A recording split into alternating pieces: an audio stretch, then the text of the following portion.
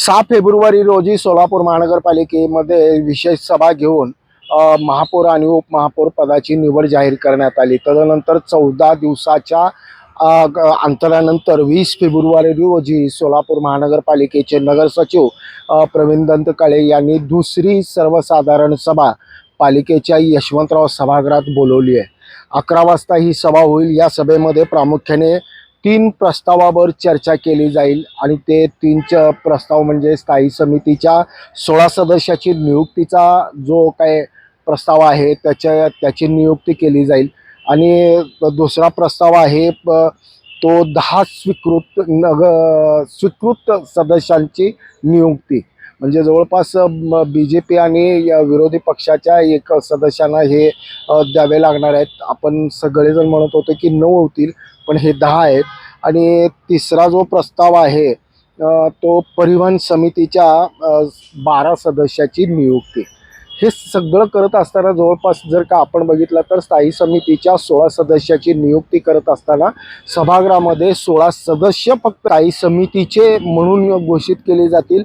सभापतीची निवड ही प्रक्रिया वेगळ्या पद्धतीने सावित्रीबाई फुले सभागृहात म्हणजे जिथे की स्थायी समितीचं कामकाज चालतं त्या सभागृहामध्ये सभापतीची निवड केली जाते आणि ती सदस्य आणि विरोधी पक्ष सत्ताधारी आणि विरोधक यांच्या संगनमताने वेळ आणि दिवस निश्चित करून ते सभापतीची निवड ही जाहीर केली जाते। म्हणजे थोडक्यात असं की 20 तारखेला स्थायी समितीच्या 16 सदस्यामध्ये फक्त सदस्य निवडीची प्रक्रिया पार पाडली जाईल। त्याच्यामध्ये सभापतीची निवड प्रक्रिया ही पार पाडली जाणार आहे। दुसरं जे आहे परिवहन समितीच्या बाबतीमध्ये 12 सदस्याची नियुक्ती ही केली जाईल। ह्याच्यामध्येही त्याच पद्धतीचे सदस्य निवडीचे निकष आहेत ज्या पद्धतीनं जे इतर सदस्यासाठी घेतले जातात। त्याच्यामध्ये एवढंच की कार्यकर्त्यांना न्याय देण्यासाठीची ही एक संधी सत्ताधारी आणि विरोधकांना असते आणि बऱ्यापैकी जशा सभागृहामध्ये सर्वसाधारण सभेमध्ये भाजपाचा बोलबाला दिसेल तशाच पद्धतीचा बोलबाला स्थायी समिती आणि परिवहनमध्ये देखील दिसेल।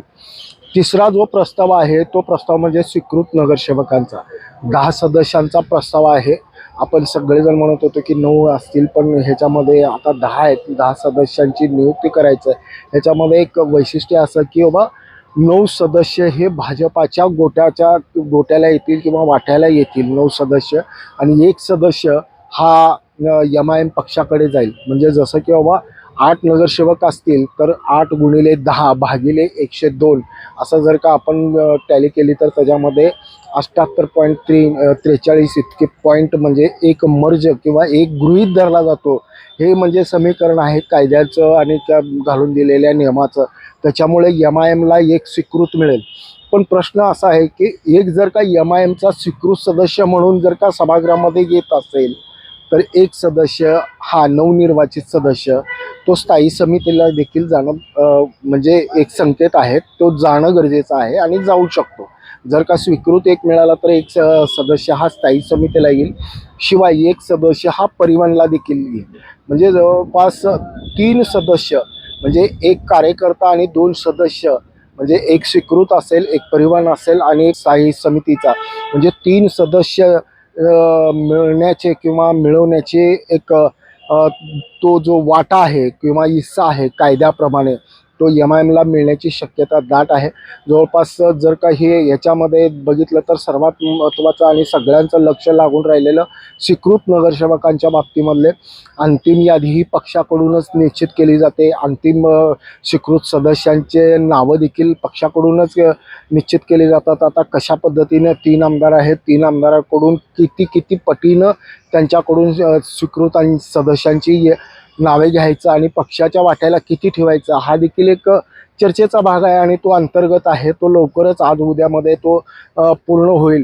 त्याशिवाय जे काही स्वीकृत नगरसेवक म्हणून येऊ इच्छिणारे आहेत त्यांना सर्वच नगरसचिव यांनी दिलेल्या प्रस्तावामध्ये ते गोष्ट नमूद करण्यात आलेली आहे की त्या सदस्यांनी सर्वसाधारण सदस्यासाठी निवडणूक लढवत असताना ज्या पद्धतीने नियमावली घालून देण्यात आलेली होती त्याच्यामध्ये विविध प्रकारचे महापालिकेचे परवाने असतील गुन्ह्याच्या संदर्भातलं प्रमाणपत्र असेल किंवा आणखी जी काही कागदपत्राची पूर्तता करणं आवश्यक होती ती सगळी पूर्तता या ठिकाणी करावी लागणार आहे. शिवाय फक्त एकच किंवा एक स्वीकृत सदस्यांना आपल्या जो काही कागदपत्र आहेत त्या कागदपत्रामध्ये शासनमान्य न्यासकडून मान्यता प्राप्त असलेल्या संस्थेचा एक संस्थेचे पत्र त्यांना मिळणं गरजेचं आहे आणि ते पत्र त्यांना जोडावं लागतं. आणि विशेष म्हणजे दुपारी 11 ते 1:30 म्हणजे ह्या अवधीमध्येच पालिका आयुक्तांकडे स्वतःचा एक अर्ज आणि त्याच्यासोबतचेही हे सगळे कागदपत्र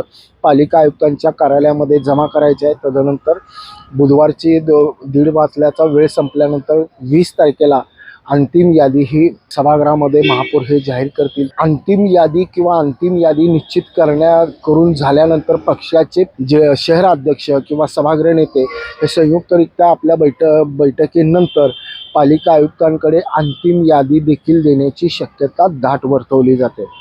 आता इतकाच आहे की स्वीकृतमध्ये सर्वसामान्यपणे आपण अपेक्षित आहे, कायद्याला हे अपेक्षित आहे, तो तज्ज्ञ असावा, तो डॉक्टर असावा, तो शहराच्या विकासाच्या बाबतीमध्ये तो त्या बाबतीतला एक जाणकार असावा आणि सोलापूर महानगरपालिकेच्या कामकाजाची माहिती असणारा एखादा अधिकारी असेल किंवा एखादा माजी नगरसेवक जरी असेल तरी त्याला ती पात्रतेमध्ये ग्राह्य धरलं जाणार आहे.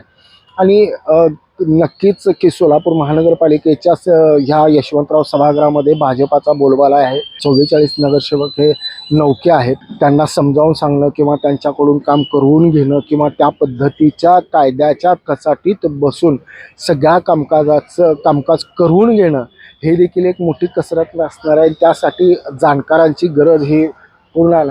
आता प्रश्न इतकाच आहे की जाणकार नेमके कोणाकडनं येणार आहेत आणि कशा पद्धतीचे.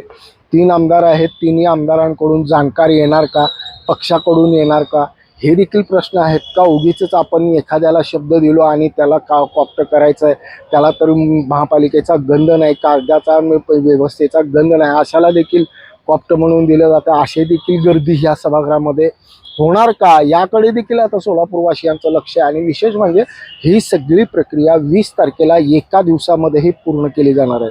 3 प्रस्ताव आहेत. 3 प्रस्तावामध्ये शेवटचा जो विषय आहे तो बेटूच्या बाबतीमधला आहे.